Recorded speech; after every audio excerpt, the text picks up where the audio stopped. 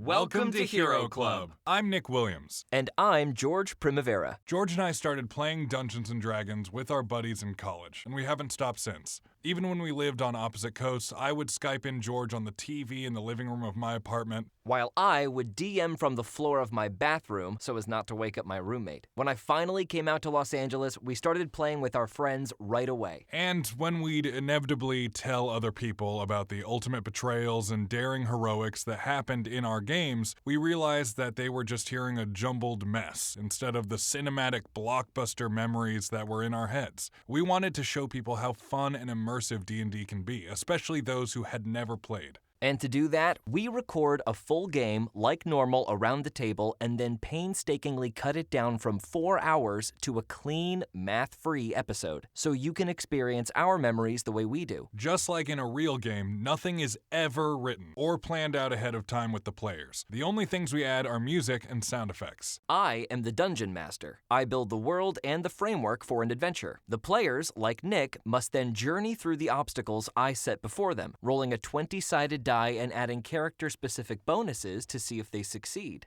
If they beat the number I have in my head, then their action is successful. If not, it is a failure, and there may be consequences. We try to follow the rules of Dungeons & Dragons 5th edition as close as we can, but as the Dungeon Master, what I say goes, and there are some things I like to do differently. Each season is its own contained story, so find one that sounds interesting to you and start from the top. And hey, welcome to the club. Oi, what the bleeding salt you doing in me cabin? When I signed on to this rotten tub, me own space was a part of the Sultan deal.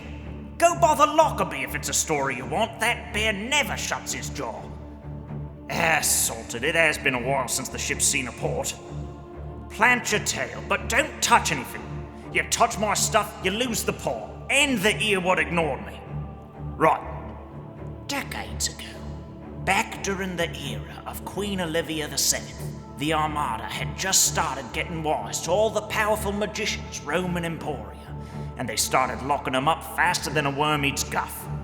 Now this was before Her Majesty's Magical Inquisition, a time of legendary magicians. Pirates as powerful as they were wild, and ruthless to boot. Nowadays, of course, the only folk allowed to study the arcane are priests of the Church of Soul. But back then, as long as the monarchy gave you a badge, you had free reign to conjure whatever you wanted, from whatever depths you pleased. That didn't last long, but in this brief window of opportunity, there was apparently one voyage that assembled a crew of infamous magical criminals to fight an enemy not seen by the Armada before nor since. Luckily, old Vivian did a stint at Grey Rock. I've cobbled the tale together from a couple of different, very reliable sources.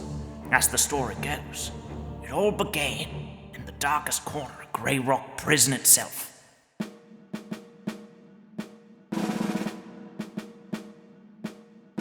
I've a proposition for ye creatures on my killing floor, whose bones would soothe my children as they teethe.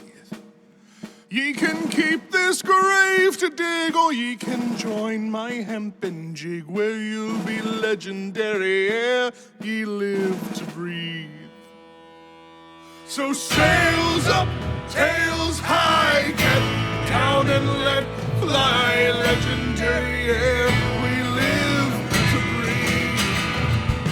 And when a beast my ship becomes, when rogue waves soak the powder bombs, and ye can't find a weapon to unsheathe, ye dash their brains upon the rocks and tow what's left back to my docks, where you'll be legendary ere ye live to breathe. So sails up, tails high, get down and let fly, legendary ere we live to breathe. Creatures, when ye meet the queen, the raven one is what I mean. Tell that tramp ye still can't leave. Lose your class and lose your name. Lose your treasure, lose your game. But you'll be legendary from the ocean to the aviary. Sails up, tails high, get down and let fly, legendary, and we live to breathe. Sails up, tails high, monster storm, look 'em in the eye. We're legendary, yeah, we live to breathe. Even Gills had better heed. Sails up, tails high, get down and let fly, legendary, yeah, we live to breathe. Sails up, tails high, get down and let fly, legendary, yeah, we live to breathe.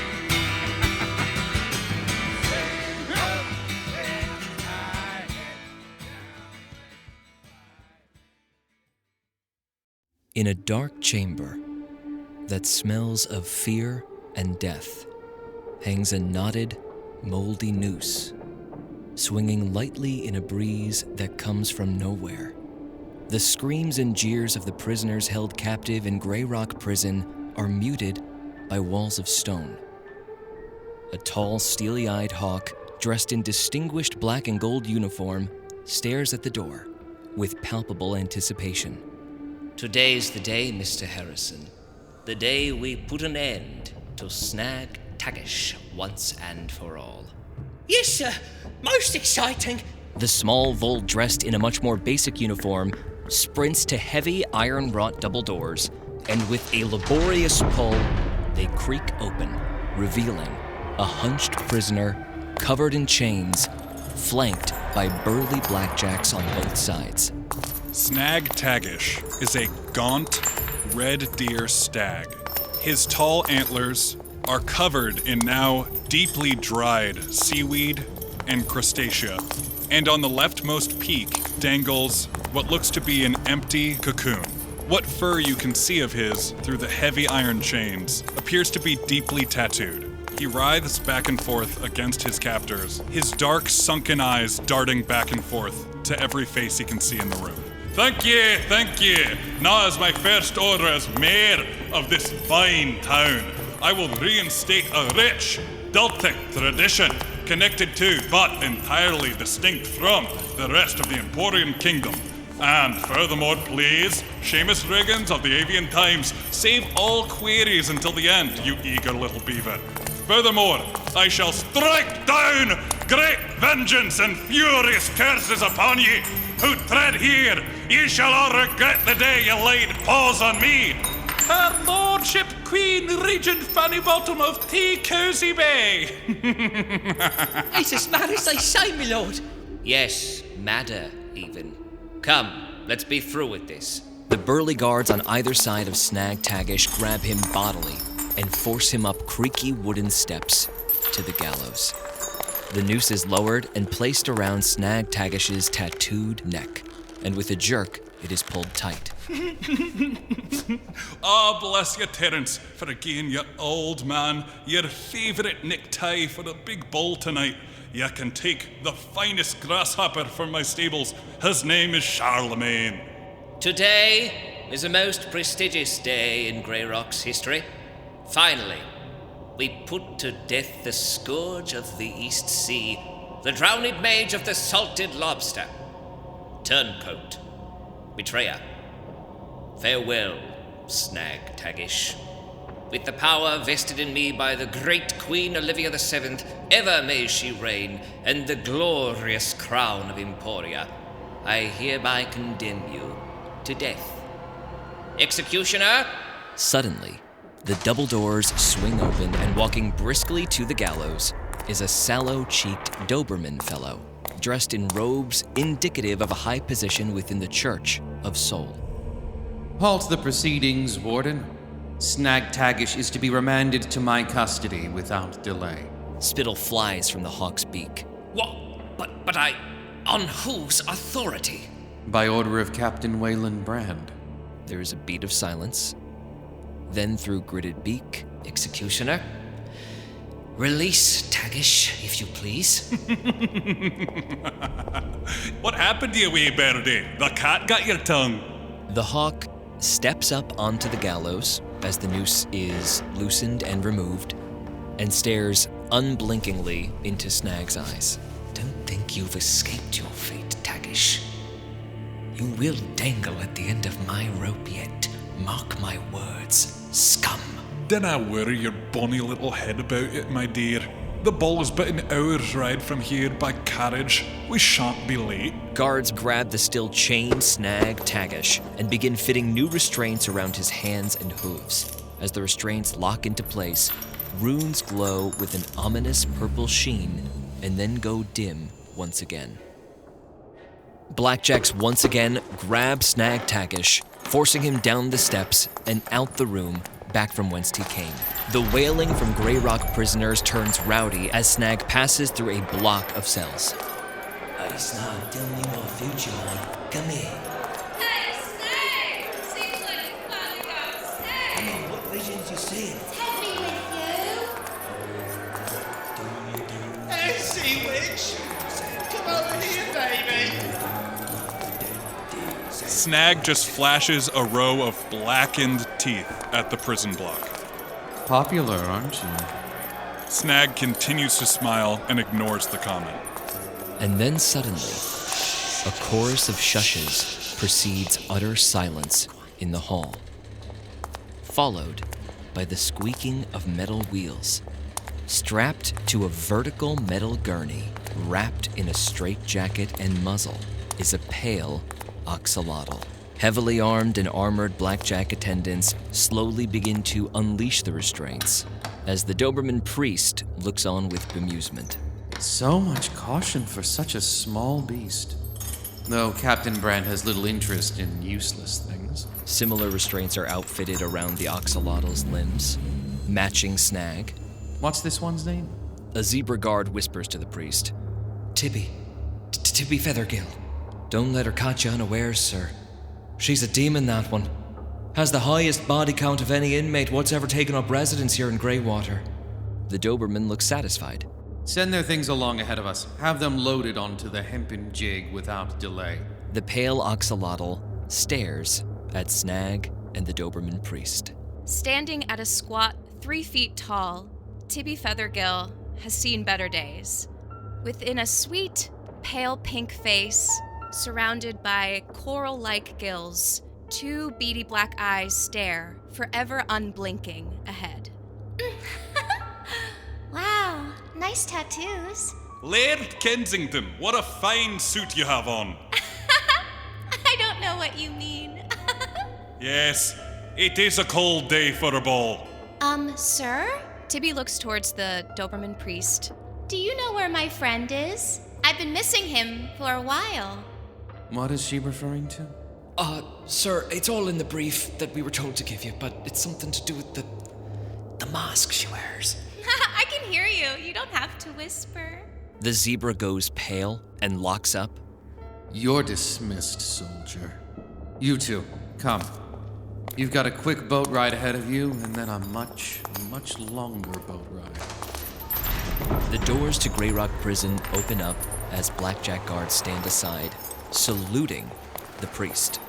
The wind is whipping, and the salty air stings your cheeks as ocean spray explodes over the austere gray rocks of Grey Rock Prison. A little ways out in the bay from Fort Donner. It is a stormy day.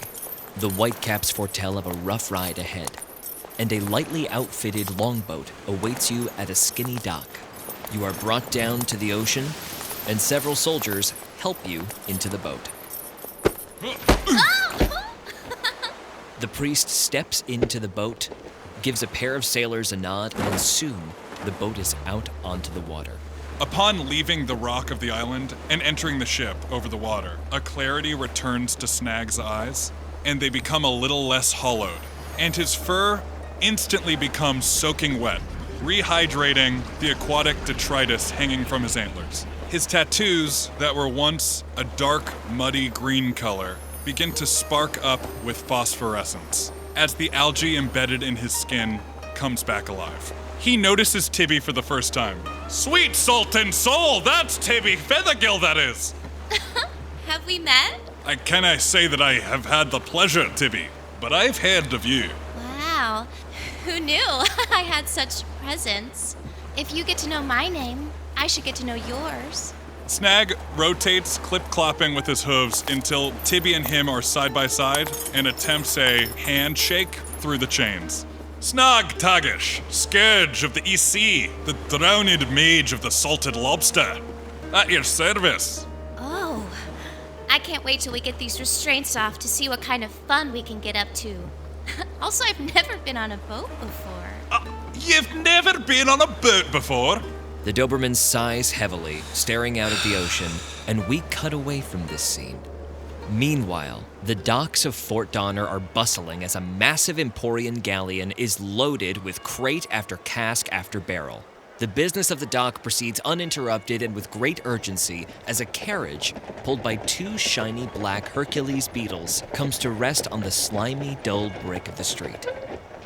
Just adjacent to the dock, a couple of blackjack guards disembark, move to the rear of the carriage, and open the back doors after undoing a complicated metal padlock. And stepping out of the carriage lumbers a heavily chained brown bear woman. Her fur is tinged with a faint reddish-brown dust. As soon as she steps out and looks up to the sky, a rolling of thunder resounds and a light rain begins. Standing on 2 feet at 6'5", Celestyna Wozcyk is a giant brown bear wearing the traditional garb of the Cold Lands and a face that hasn't seen a smile in many years. Her gait shows the exhaustion of her sentence at a strength that's not to be trifled with.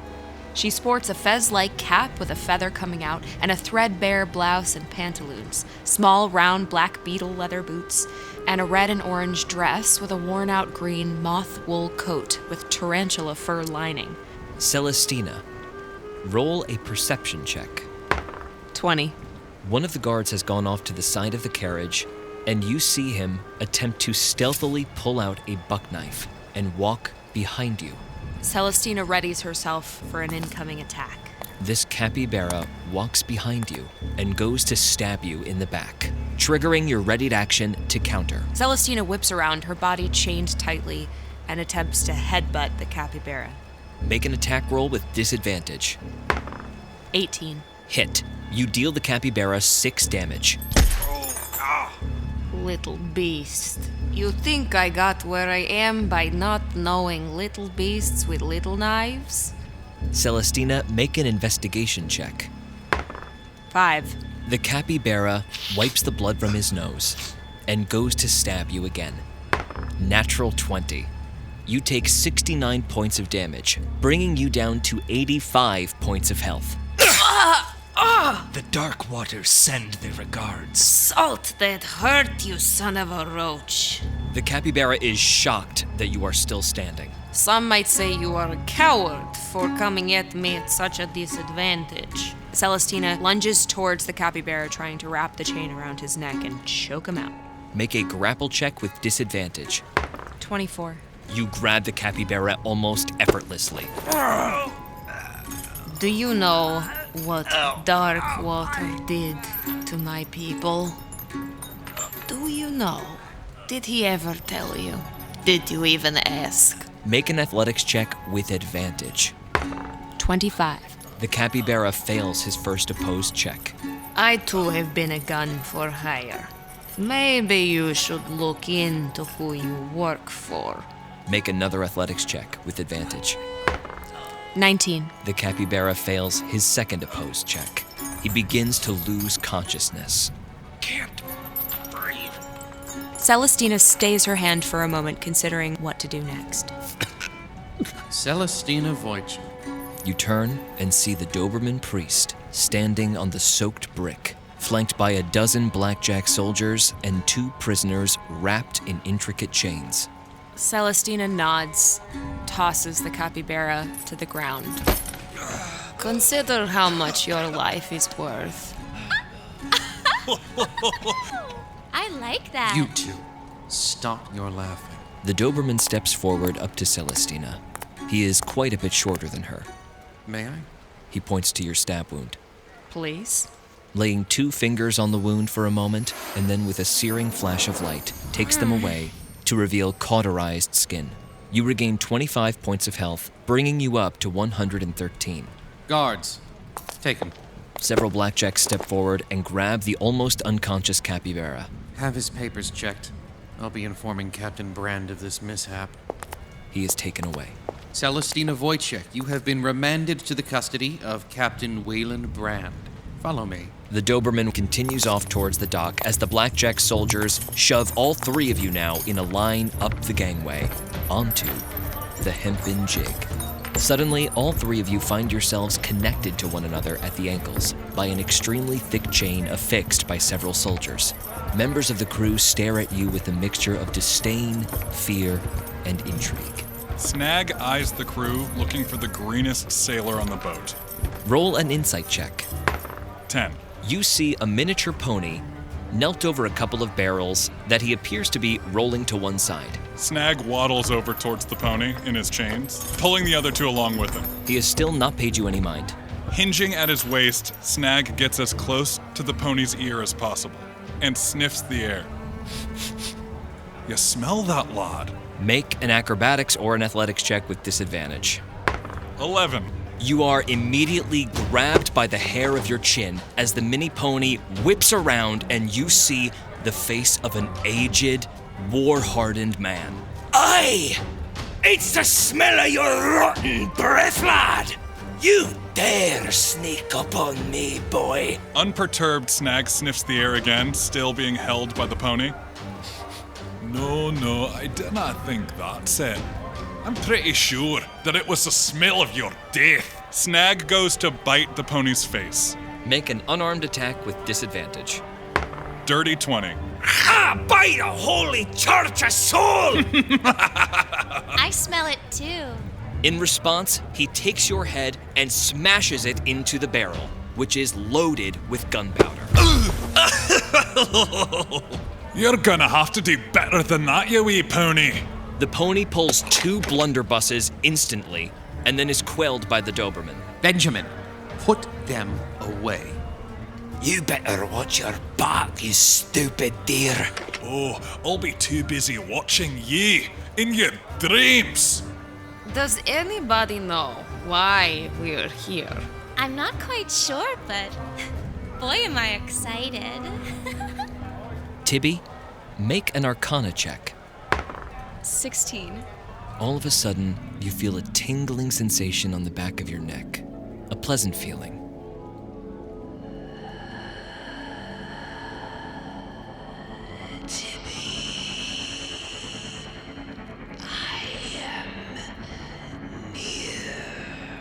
Tibby nods her head, and a devilish grin appears underneath the muzzle that is covering half of her face. Wow, it's been a minute. Soon, Tibby, we will be together again. Celestyna leans over to Snag. Do you see who she is talking to? Snag spits out a little blood. You watch your back around that one, lass. Don't let her look deceive. She's the worst of us all. Tibby looks to her 2 chained-up companions. Sorry, it's an old friend. I can't wait to introduce you to them. Snag gives Celestyna a look that says, "What did I tell you?" Come, all of you, down here. The 3 of you are brought below decks, descending 2 short staircases. The first floor past appears to be the well-outfitted gun deck of the galleon. The second, where our prisoners end up, is more of a storage and quarterdeck. Bedrolls and hammocks are spread out and lay between crates full of dried ants and beetle jerky, as well as colorful fruits and vegetables. On this floor, relegated behind a thick wall of metal bars, are several cells. A moose guard immediately stands up at attention with a mouthful of something he quickly tries to swallow, choking a bit as he does. Oh, Archpriest Morrison, an honor, sir. Pardon me. The cell doors are opened, and you are thrown inside your own individual cells within this quarantined portion of the ship. And within, you hear another voice. A lilting song echoes through the beaten wood of the interior of the ship. On a tiny isle in an endless bar sits a long forgotten sailor. cursing on the mighty hog who took him from his bow. Just sky above and hell below, and the wretched stench of the jailer. He shuts his eyes as he brings to mind a song he used to know. Sing, Archpriest Morrison, the aforementioned Doberman priest, smiles. Flintbeak, your singing has only improved. Aye, matches my surroundings. Saul's light shine upon you. Captain Brand will address the crew shortly. All of a sudden, a weasel in another prison cell rams up against the bars. Hey, when we getting out of here? I want off this boat. I got people to eat. All in due time, Michael. Calm yourself. Don't call me Michael. Call me my name. Needleteeth. Don't worry, Needleteeth. Captain Brand has brought you on board for a very special purpose. Good. Somebody recognizes how good I am at eating people. Get to know each other. It's gonna be a long couple weeks. And Archpriest Morrison disappears up above decks. Needleteeth immediately skulks into the back of his cell, mumbling to himself. Damn it, it's got the people eat on you. Haven't had a person in like 2 months. What are you trying to do? All of you cannot see each other, but you are in extremely close proximity, and there are no auditory secrets to be had in this space. I find you all to be very disconcerting, which says a lot coming from prison. I am taking a nap. And Celestyna curls her big bear frame into a ball. Celestyna takes a short rest, replenishing all of her points of health. Oh, good. I was hoping for such animated company. Oh, were you the one singing that song? I heard that, did you? Aye. I loved the song. I wonder if I took that tongue of yours if I could sing just like you. Just so you know, I didn't ken if that trick with the tongue would work. I was sailing under the flag of Gresham and Parsons and saw him take a tongue. Plucked it right out of a man's mouth, he did. I dinna think he tried to sing with it though. Mostly just flopped it around in everyone's faces. Huh. How disappointing. Everybody make a perception check. 10. 22. 18. 18. Snag becomes busy looking at his surroundings, scoping out just what sort of living situation he's been left with. But the rest of you put your ears to the cell walls and hear something happening on the same deck that you are on, but towards the aft of the ship. There is the shaking of chains, heavy footfalls of thick boots, and then Archpriest Morrison's voice once again. Under no circumstance is this door to be opened. The only one with the authority to open this door is Captain Brand himself, no matter what you hear inside. Is that clear? Yes, Archpriest. Everyone above decks, get my materials ready. And then the bootsteps ascend. Get my materials ready. Blimey, get your materials ready. For what? I hope it's not for experiments. I've had enough of those this year. You know, I know where I was headed before I diverted to this journey. Were all of you meant for death?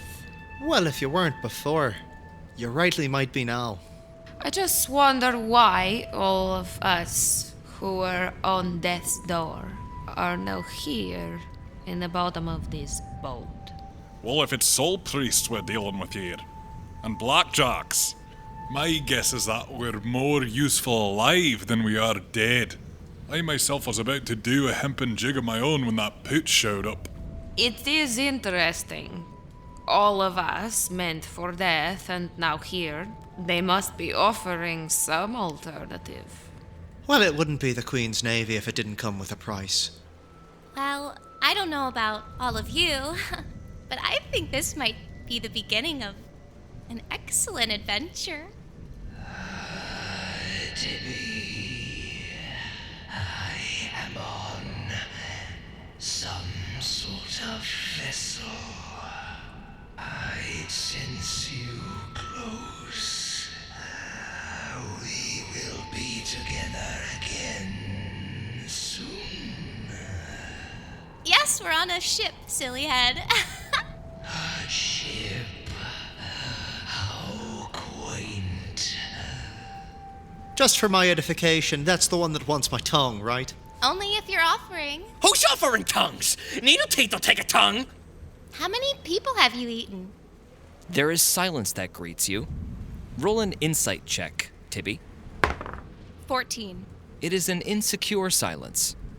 Well, I've never eaten a whole person before. Ah, there it is. But I've eaten pieces of people. If that makes you feel any better, I've never eaten anyone either. Singing man, I can hear feathers rubbing together. Are you an avian? At your service, milady. The cell doors suddenly open. All right, everybody up and away from the doors. The moose guard walks down the hallway, rattling each bar of each cell as he goes. Don't be moving your hands about and no sudden moves. All of the doors are opened by individual guards, and each of you are pulled out into the hallway. The last person revealed is the avian fellow from the prison cell whom we have not seen yet. Flintbeak is a sulfur-crusted cockatoo. The yellow feathers atop his head sticking up at every angle as if an electric current is running through them. He wears what might have once been the uniform of a blackjack, but is now mostly scorched tatters of black and gold material hanging loosely on the bird's rounded shoulders. A large part of his tipped beak has been replaced with a metal plate. His expression is joyless, in sharp contrast to his voice and song. As he is led out of his cell, the bird picks at some loose feathers around his talons. A little blood seeps out, but he doesn't seem to notice. All of you are marched up to the top deck of the Hempen jig. The galleon is still in port, though the rain is a bit more steady now. Streaks of lightning flash across the sky. All the citizens of Fort Donner have battened down the hatches, and the streets are empty. All of the sailors have gathered on deck, standing at attention in salute, despite the pouring rain. Archpriest Morrison, several soldiers having constructed a kind of tent on the ship's deck for him, is the only dry one in sight. Outside in the rain are 4 executioner's blocks, where one might be beheaded, and the 5 of you, needle teeth included, are marched in front, forced to your knees, and made to kneel down. Well, this is an incredibly lucky day for someone. Why'd you bring us all the way here just to kill us? That seems so silly. No. We'll just be using these for the ritual. Now please don't move. It'll make everything much more unpleasant. The Archpriest goes to a small fire burning behind him, and with a pair of tongs, pulls out a burning metal brand. He affixes it to a poker and begins to mutter to himself. May Soul's mighty warmth protect us, searer of sin, flame of purity. Bind these ashen thralls to divine purpose, lest treachery return thee to the foreigner. And the brand burns Snag Taggish's back.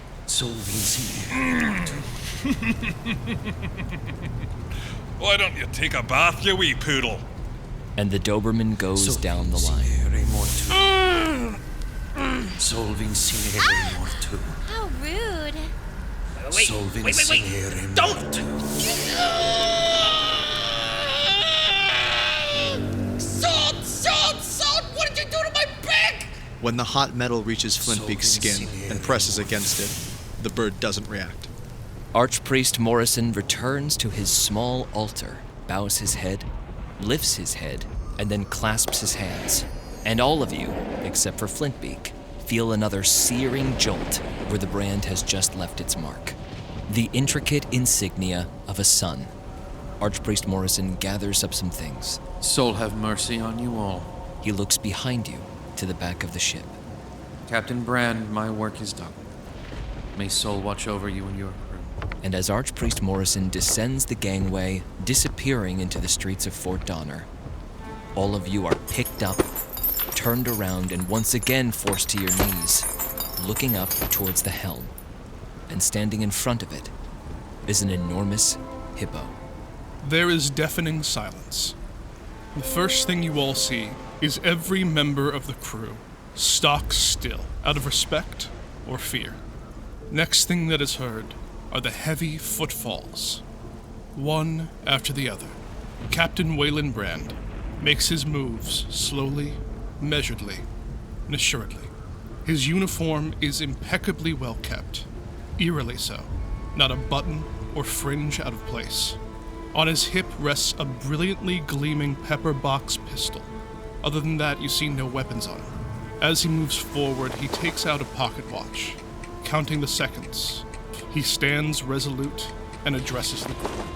1, 2, 3, 4, 5. How fascinating it is to see you all in person. There is only so much one can glean from words on a page. It is nice to see how much I have yet to learn about the intricacies of each and every one of you. And trust me, we will have time for that. In the coming days, you will know me as Captain Brand. We are going to go to the far edges of our known world and do something extraordinary. In the coming days, you may all have thoughts of escape, of violence. You may all wish to hurt me, or members of this crew. Some of it may very well be justified, but I want you all to remember one simple thing about me. I am not your enemy. What I am, what I have been from the moment that you all slipped the noose, is your savior, and I shall be respected as such. So, before we go any further, I'd like you all to say thank you, Captain Brand. Oh, this guy's rich! You think I'm gonna say thanks? Nobody pens up needle teeth and then gets thanked for it! Captain Brand simply turns his head towards Needleteeth. How about I cut off a slice of that rump and I cook you up medium rare before I take a big heaping bite out of you? Ah, little Michael Evergreen. Don't call me that! My name is Needleteeth! The rest of you who are all standing here, I asked for personally. You, however, Mr. Evergreen, they couldn't wait to get rid of you, begging me to take you so that they would never have to see you again. Yeah, I know. The Archpriest told me you had a special job for me because you know what I'm capable of. You said it was going to be an important job. Well, I better be treated like it's an important job. Ah, yes. Michael Evergreen, the creature who can eat anything. Truly a glutton.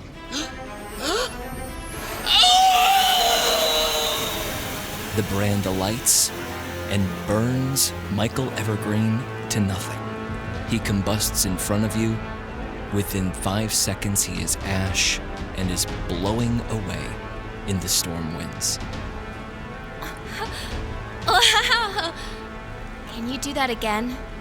Oh, I believe I have 4 more uses in me, and I would love to be given a reason. Snag Taggish drops into a deep bow. Thank you, Captain, from the bottom of my heart.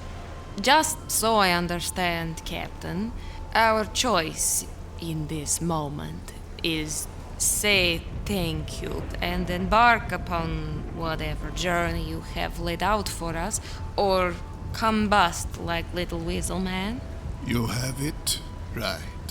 And should we choose to kneel down, what will await us if we are successful? It hurts me. We have not even gotten to the bargain yet. I simply asked for what is due to me. Flintbeak pipes up, side-eyeing the bear next to him. And it's an honor to be called upon personally, Captain. Thank you for bringing me back into Her Majesty's royal service. I had missed it so. With intensely gritted teeth, Celestyna takes her cue. Yes. Thank you for bringing us here. With beady eyes, almost sparkling, Tibby nods her head and says, Thank you, Captain. Well, Tibby. I'm glad to at least have one half of a mind that thanks me. You and I shall work on the other half, giving me the same deference. We will consume him soon, Tibby. Fear not. Soon. Now that is out of the way, you might hold the false notion that I and the rest of this crew are not afraid of you. We are not so foolish. It shall be very nice for your egos to hear that I am absolutely terrified of each and every one of you. But what we will all be facing makes you look like mewling children, whining for attention. Would you like to hear my proposal? Absolutely. Yes, sir, Captain, sir. There is a threat to our known world, and we would like you all to help us kill it. You are some of the best killers that we have ever known. In exchange for this deed, freedom, you are leasing your life from me. A new lease, as they say, and one day you may be able to purchase in whole with deeds. Not only that, and this was a hard sell, but I figured the likes of you would need some semblance of assurances, since I doubt that this will reform you. Any activities you all get up to will be ignored for a while.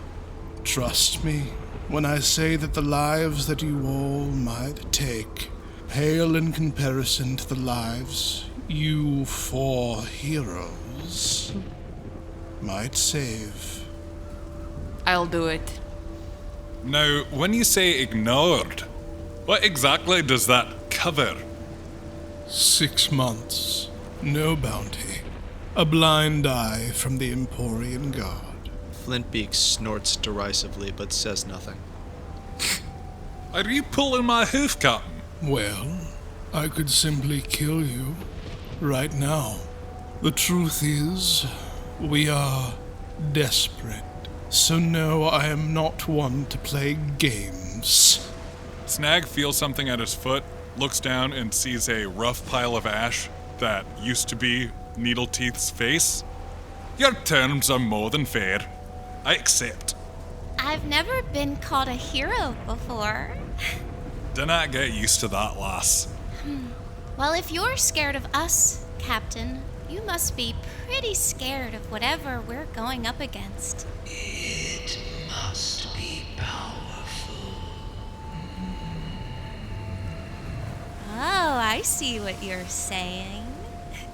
Once you've seen what we have seen, you will understand that it would actually be a blessing, a gift for you all to give us an early end. Does that answer your question?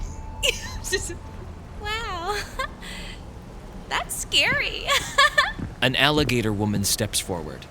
Captain, are you finished with the prisoners? Captain Brand turns his attention to Flintbeak. I do not know, Miss Greentail. Soldier, am I finished talking to you all? There's a sharp clang of metal as Flintbeak clenches his jaw, but then he nods. For the Queen and for my country. Yes, Miss Greentail. Bring the crew aboard. They have work to do. You heard him, you lazy, rotten beast! Crates to starboard, barrels below deck! Get moving! Come on, empty the guff out of your boots and move! And the deck comes alive.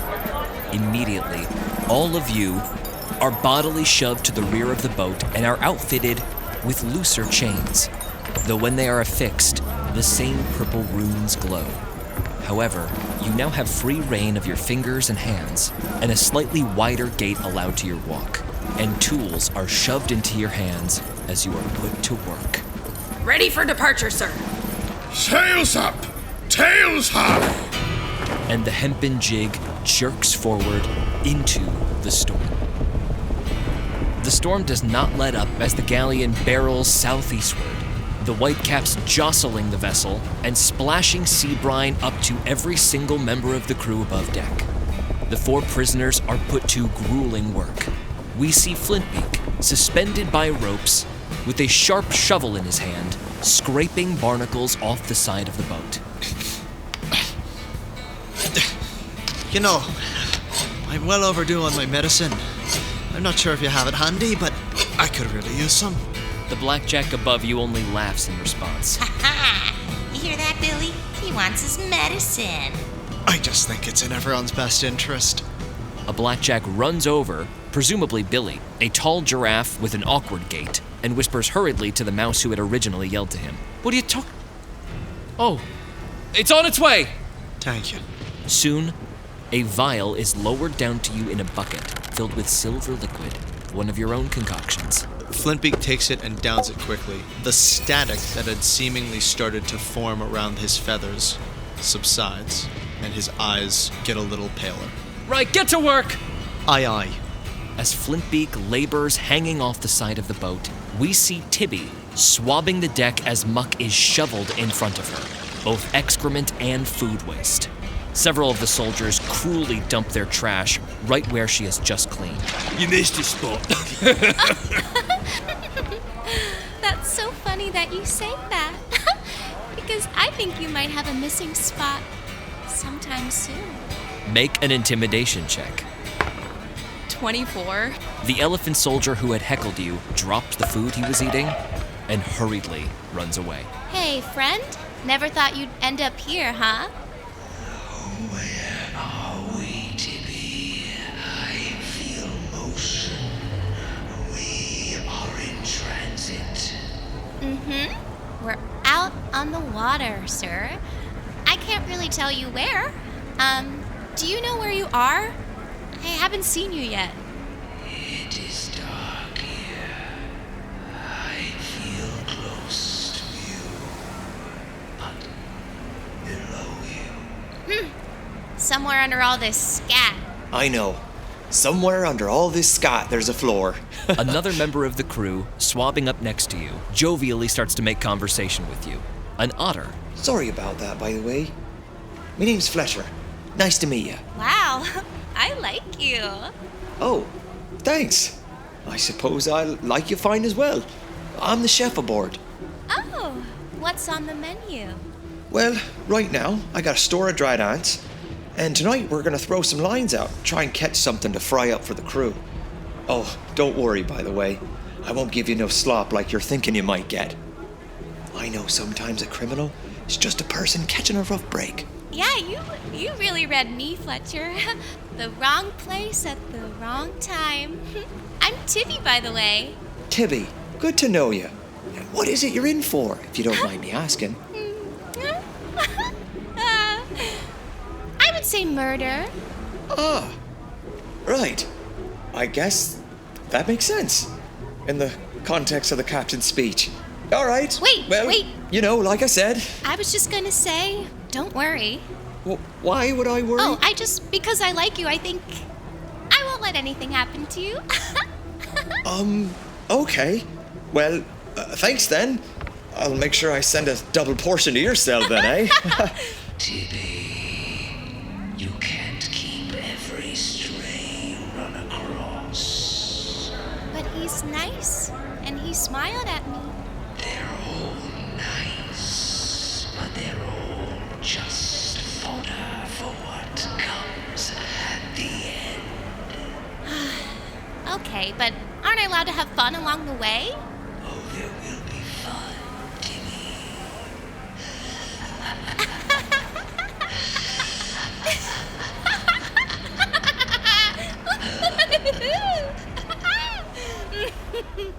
As Tibby laughs maniacally into the wind, Fletcher, the otter, descends below deck and returns to his kitchen, where we see Celestyna Wozcyk peeling potatoes. How are those taters coming? Coming along. This reminds me of my grandmother's house. I had to do much harder work in the prison. Right, well, don't get used to it. Everything rotates on a schedule here. Put the skins in the bin when you're done. And Fletcher disappears below decks, presumably to go check on some more stores. Celestyna, you are alone in the kitchen now, though Brent Butcher, the moose guard from earlier, keeps a somewhat watchful eye on you from afar. Roll an insight check. 19. Something here feels odd. You understand that you are a high-risk prisoner to be left unattended on this boat, and yet here you are, alone in the kitchen, with only a somewhat dopey guard looking at you from far away. It's like he's testing me. Celestyna looks around the room, seeing if she can see any traps. Roll a perception check. 24. Celestyna, something catches your eye as you look towards a porthole.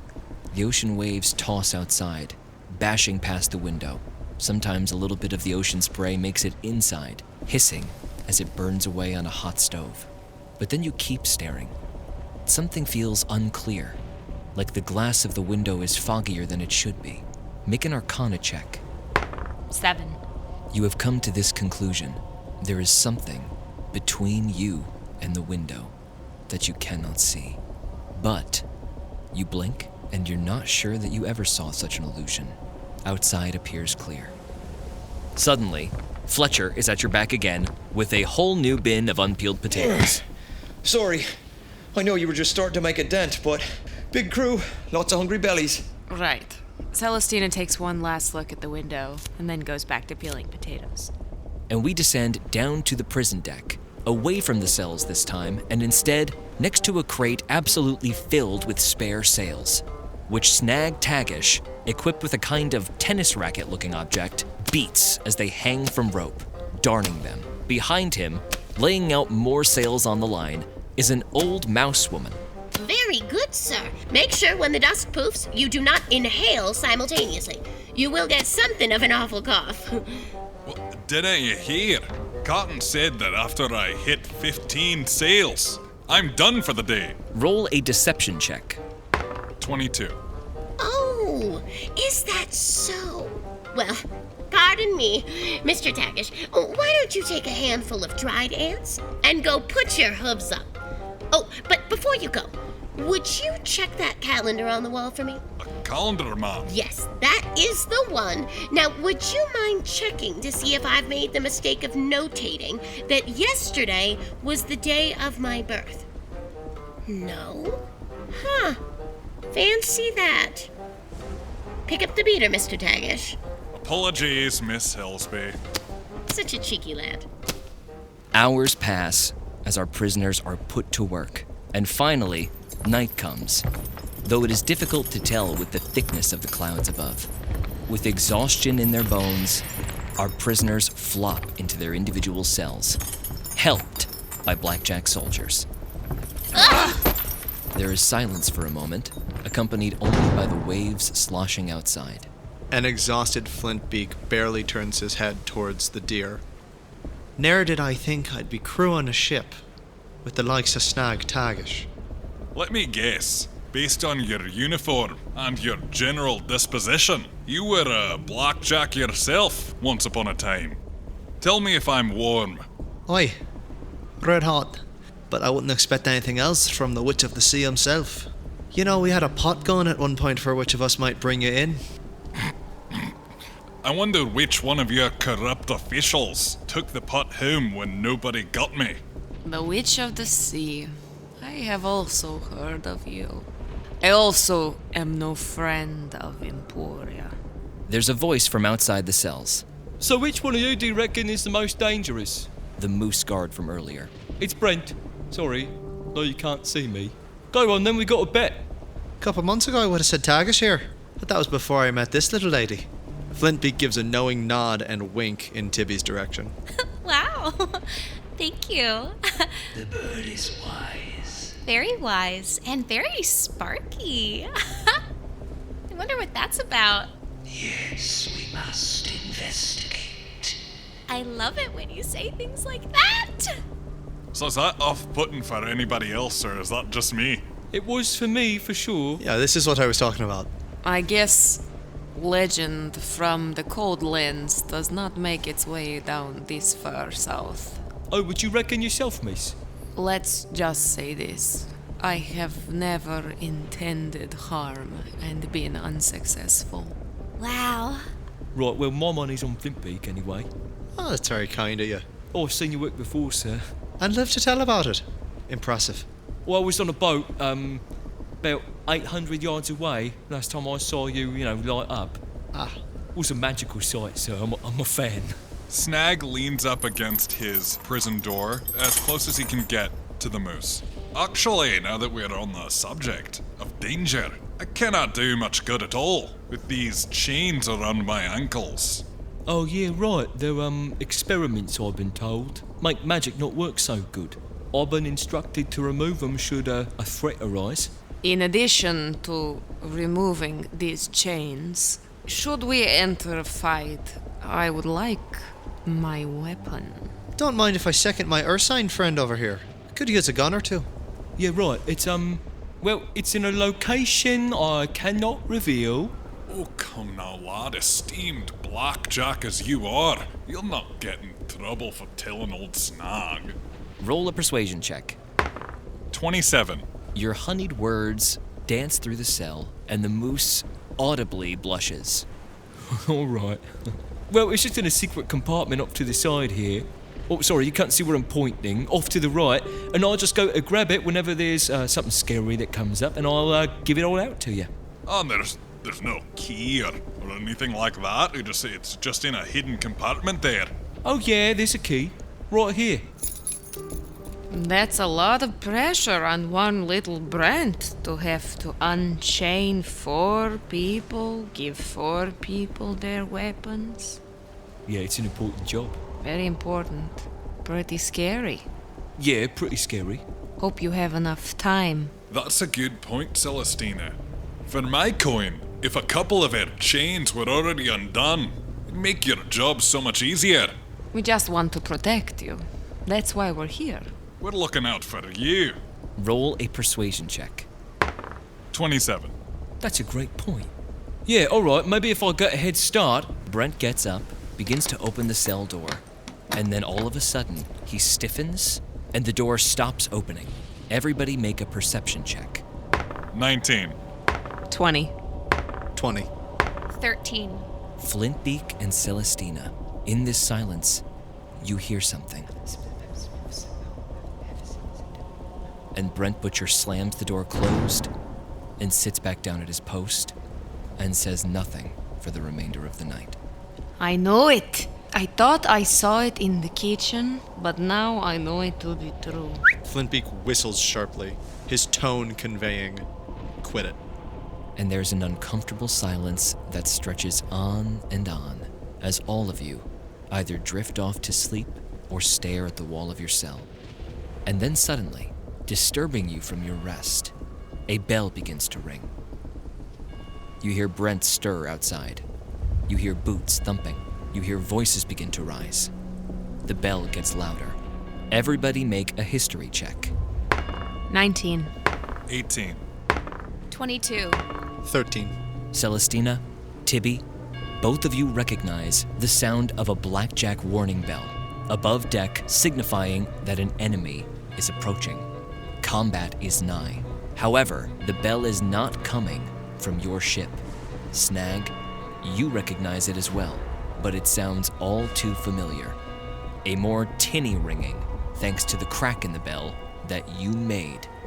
Oh, salt. Oh, salt, salt my tail spot. That's a salted lobster, that is. Snag begins slamming himself into the door of his prison cell. Gah! Oi! Brett, quit faffing around and let me out of here. Now! You know this danger. Aye, he knows it. He used to sail on that ship. Well, ain't that the understatement of the century? The door to the gun deck opens from above, and you hear a voice, the mini pony from before. I come, says get the prisoners up post haste! Brent leaps into action, the door to the main cell opens, and then suddenly, the entire ship is rocked by an impact. Everybody make a strength save. 6. 4. 16. 13. Tibby manages to grab the cell bars and deftly avoid being knocked to the side with great violence. The other three, however, are brutally shoved into their adjacent walls and take 24 bludgeoning damage each. Snag is brought down to 99 points of health, Celestyna is brought down to 130 points of health, and Flintbeak, though certainly injured, is unsure of the extent of the damage, as an implant on his back chemically dulls his pain. Hey! Didn't you say this was your ship? They're not coming to save you? Well, funny thing that. I kinda sorta sold them out to the Queen. That's what got me landed in jail in the first place. Came in trying to cut a deal, get some letters of marque from the Queen herself. They just took that information and threw me away. I really thought that the Crown would have dealt with Captain Dougherty by now. Imagine my disappointment. As Brent Butcher recovers, the cell door opens, and he sprints forward, fumbling with his keys, unlocking each cell individually. This is what I was talking about. I'm sorry, I'm going as fast as I can. Are we gonna die? Probably. Brent, we're certainly going to die. All right, everybody out. All 4 prisoners are lined up outside of the main cell. Brent rushes to a hatch in the wall, opens it with a very specific key, and reveals a massive chest that he pushes onto the floor and enters a combination. The lock clicks, the chest opens, and atop all of your equipment, right at the apex of the pile, is a dark mask. Tibby, your feathery gills stand on end. There's my Tibby.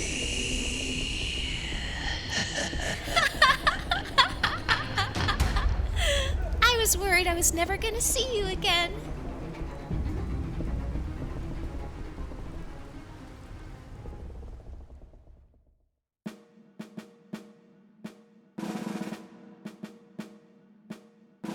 I've a proposition for ye creatures on my killing floor, whose bones would soothe my children as they teethe.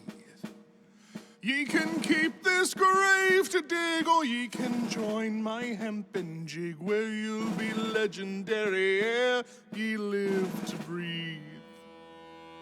So sails up, tails high, get down and let fly, legendary ere we live to breathe. This has been a Hero Club production. Produced by Nick Williams, George Primavera, and Jack Quaid, with associate producers Marty Abbey Schneider and Dylan McCollum.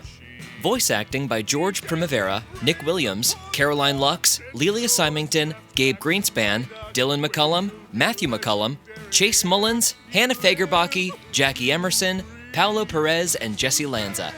Theme song composed and produced by Matthew McCollum and performed by Dylan McCollum.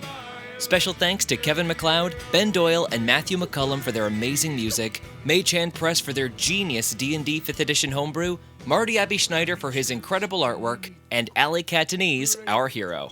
Follow us on Instagram at Hero Club Podcast, on Twitter at Hero Club Pod, on Twitch at twitch.tv/hero_club, and check out our website, heroclubpodcast.com.